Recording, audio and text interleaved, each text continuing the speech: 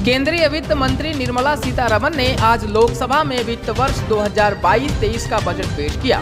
वित्त मंत्री के बजट पेश करने के बाद इस पर झारखंड में भी प्रतिक्रियाओं का दौर शुरू हो गया है।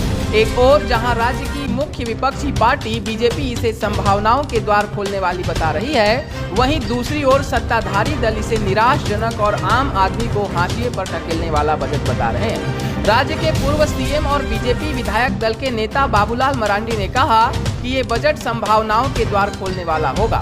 बजट निश्चित रूप से आने वाले सशक्त भारत की आधारशिला बनेगी। उन्होंने कहा कि आत्मनिर्भर भारत की दिशा में ये बजट न केवल रोजगार देने वाला बल्कि रोजगार के अवसर भी पैदा करेगा। वित्त मंत्री ने जो 22 और 23 की जो केंद्रीय बजट पेश किया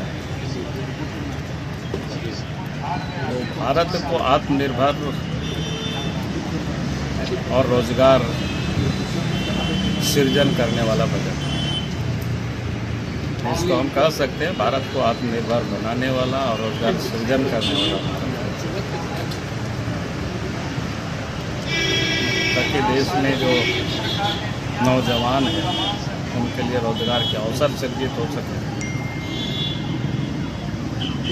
और उसके लिए जो पूंजीगत व्यय या इंफ्रास्ट्रक्चर के क्षेत्र में 7.5 लाख करोड़ रुपया का जो प्रावधान किया गया है, कुल मिलाकर के कह सकते हैं कि बहुत ही अच्छा बजट है और देश को आगे ले जाने वाली बजट है। वहीं पूर्व सीएम रघुवर दास ने कहा कि वित्त मंत्री निर्मला सीतारमण की ओर से पेश किया गया आत्मनिर्भर भारत का बजट देश में आधुनिक इंफ्रास्ट्रक्चर को बढ़ावा देने वाला है। उन्होंने कहा कि ये बजट मोदी सरकार द्वारा रखी गई आत्मनिर्भर भारत की नींव को मजबूत करेगा। इधर केंद्र सरकार की इस बजट को प्रदेश कांग्रेस अध्यक्ष राजेश ठाकुर ने बेहद निराशाजनक बजट बताया है। उन्होंने कहा कि बजट ने मध्यम वर्ग को निराश किया है। बजट में युवाओं, किसानों और नौकरी पेशा वालों का ख्याल नहीं किया गया। इससे आर्थिक त्रासदी बढ़ेगी, साथ ही आम आदमी पार्टी हाशिए पर चला जाएगा। उन्होंने कहा कि 5 राज्यों के चुनाव के मद्देनजर रोजगार का जुमला दिया गया है। चुनाव के बाद वो एक बार फिर से शून्य हो जाएगा। राज्य में अब स्कूल, कॉलेज और कोचिंग संस्थान खोले जाएंगे। इसके तहत राज्य के 17 जिलों में कक्षा 1 से कॉलेज तक की सभी कक्षाएं, साथ ही 7 जिलों में 9वीं से ऊपर की सभी कक्षाएं खुलेंगी। बता दें ये निर्णय सोमवार को मुख्यमंत्री हेमंत सोरेन की अध्यक्षता में हुई राज्य आपदा प्रबंधन प्राधिकार की बैठक में ली गई। वहीं आपदा प्रबंधन द्वारा इस संबंध में अधिसूचना जारी होने के बाद अब स्कूली शिक्षा विभाग स्कूल खोलने का आदेश जारी करेगा। आधिकारिक सूत्रों के अनुसार शुक्रवार से ही राज्य में स्कूल खोलने की संभावनाएं हैं। राज्य आपदा प्रबंधन प्राधिकार की बैठक में लिए गए निर्णय के बाद आपदा प्रबंधन मंत्री बन्ना गुप्ता ने इसकी जानकारी दी। आपको बता दें राज्य में पिछले साल 17 मार्च से ही प्राथमिक स्कूल बंद हैं, जिसमें 1ली से 5वीं कक्षा तक के सभी स्कूल बंद थे। हालांकि इस बीच 5 अगस्त 2021 से 9वीं से 12वीं कक्षा और 24 सितंबर 2021 को 6ठी से 8वीं तक की कक्षा शुरू की गई थी, लेकिन कोरोना की तीसरी लहर के आते ही स्कूल, कॉलेज और कोचिंग संस्थानों को फिर से बंद कर दिया गया था। चलिए आपको बताते हैं कि राज्य सरकार ने आपदा प्रबंधन प्राधिकार की बैठक में क्या क्या निर्णय लिए।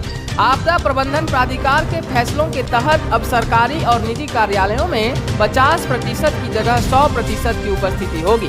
रेस्टोरेंट, बार, सिनेमा हॉल, दुकान व शॉपिंग मॉल में एक समय में अधिकतम 50% की क्षमता के साथ ही लोग जमा हो पाएंगे। जिम, स्विमिंग पूल और स्टेडियम भी खुलेंगे।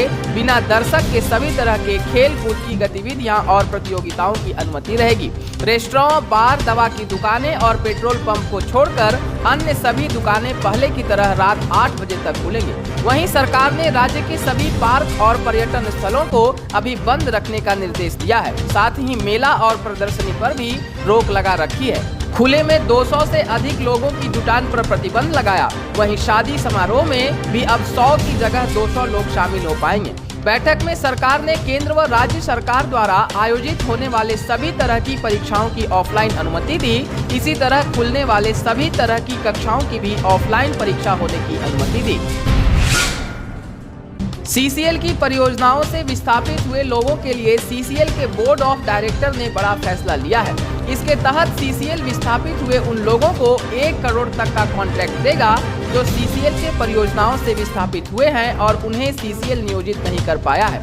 दरअसल पिछले साल 13 नवंबर को मुख्यमंत्री हेमंत सोरेन ने सीसीएल के वरीय अधिकारियों के साथ बैठक की थी, जिसमें उन्होंने मांग रखी थी कि राजमहल समेत अन्य क्षेत्रों के विस्थापितों के लिए सीसीएल एक व्यवस्था लाए, जिसमें भूमि विस्थापितों को 1 करोड़ तक की निविदा मिले। इधर इस बैठक के बाद सीसीएल ने अपनी परियोजनाओं के माध्यम से 30 किलोमीटर के दायरे में निवास करने वाले लोगों को इस परियोजना के लाभ के दायरे में लेने का निर्णय लिया है। अब गठित सहकारिता समिति के माध्यम से ऐसे लोग चिन्हित होंगे जिन्हें ये लाभ मिलने वाला है। दुमका जिले को विकास की पटरी पर तेजी से दौड़ाने के उद्देश्य से विधायक बसंत सोरेन ने जिले में 3 सड़कों के पुनरुद्धार कार्य का शुभारंभ किया। मौके पर जिला उपायुक्त रविशंकर शुक्ला समेत संबंधित संवेदकों के प्रतिनिधि मौजूद रहे। इस दौरान विधायक बसंत सोरेन ने कहा कि सड़कों के सुदृढ़ीकरण से क्षेत्र में आवागमन की सुविधा सुदृढ़ होगी और विकास की रफ्तार को गति मिलेगा। बता दें, विधायक ने करीब 85 करोड़ 35,85,000 लागत की योजनाओं का शुभारंभ किया। इसके तहत विधायक बसंत सोरेन ने डीसी चौक पर अवस्थित जंक्शन की मरम्मती और सौंदर्यीकरण कार्य का उद्घाटन समेत जिले में बनने वाले 3 सड़कों के पुनरुद्धार कार्य का शुभारंभ किया। न्यूज़ 21 भारत के लिए दुमका से ज्योतिर्मय दास की रिपोर्ट। धनबाद के निरसा में दिन दहाड़े कोयला चोरी के अवैध उत्खनन का काम किया जाता है। गरीब ग्रामीण अपनी जान जोखिम में डालकर कोयला खनन के लिए खदानों में जाते हैं, जिससे उन्हें खदान में हादसे का शिकार होकर अपनी जान गंवानी पड़ती है। मामला धनबाद के कोल इलाके का है, जहां 3 अलग अलग जगहों पर खदान में चाल धंसने से कुल 9 लोगों की मौत हो गई है। पहली घटना निरसा के गोपीनाथपुर ओसीसी का है, जिसमें 3 लोगों की मौत वहीं 5 लोगों के दबे होने की आशंका जताई जा रही है। दूसरी घटना निरसा थाना क्षेत्र के कपासरा कोयलरी के समीप का बताया जा रहा है, जहां 3 लोगों की मौत के साथ ही 2 लोगों के घायल होने की खबर है।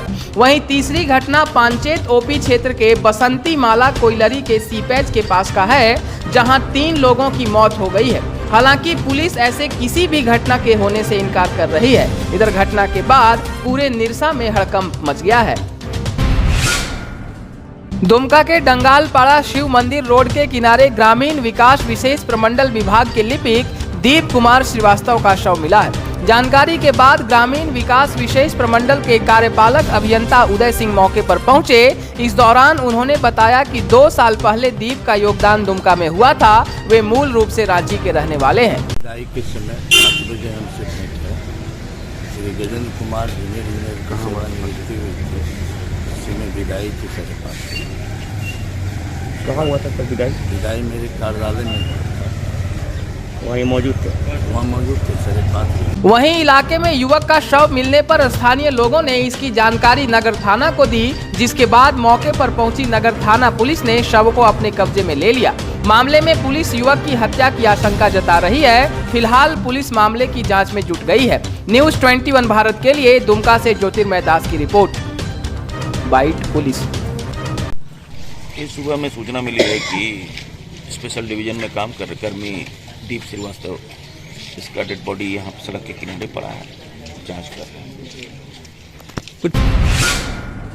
दुमका में पुलिस ने लूटपाट करने वाले 3 अपराधियों को गिरफ्तार कर जेल भेजा है। मामला मुफस्सिल थाना इलाके का है। गिरफ्तार तीनों अपराधियों के पास से पुलिस ने देसी कट्टा, 1 जिंदा कारतूस, टीवीएस अपाची बाइक, नकदी समेत 3 मोबाइल बरामद किया है। वहीं इस मामले की जानकारी देते हुए सदर एसडीपीओ नूर मुस्तफा अंसारी ने कहा कि लूटपाट में संयुक्त अपराधियों को गिरफ्तार किया गया है। वहीं फरार अपराधियों की तलाश में पुलिस लगातार छापेमारी कर रही है। न्यूज़ 21 भारत के लिए दुमका से ज्योतिर्मय दास की रिपोर्ट। रात्रि को मुफस्सिल थाना क्षेत्र के नेतृत्व पहाड़ी के पास 2 मोटरसाइकिल में 4 अज्ञात अपराधकर्मी के द्वारा हथियार के बल पर 9,500 रुपया छीनताई किया गया था। उसी के क्रम में पुलिस अधीक्षक महोदय के द्वारा एक टीम गठित किया गया और उसमें हम लोग निशानदेही के उसी क्रम में संदेह के आधार पर अनूप मंडल को गिरफ्तार किए और उन्होंने अपने स्वीकारोक्ति बयान में अन्य 3 साथियों का भी नाम का खुलासा किया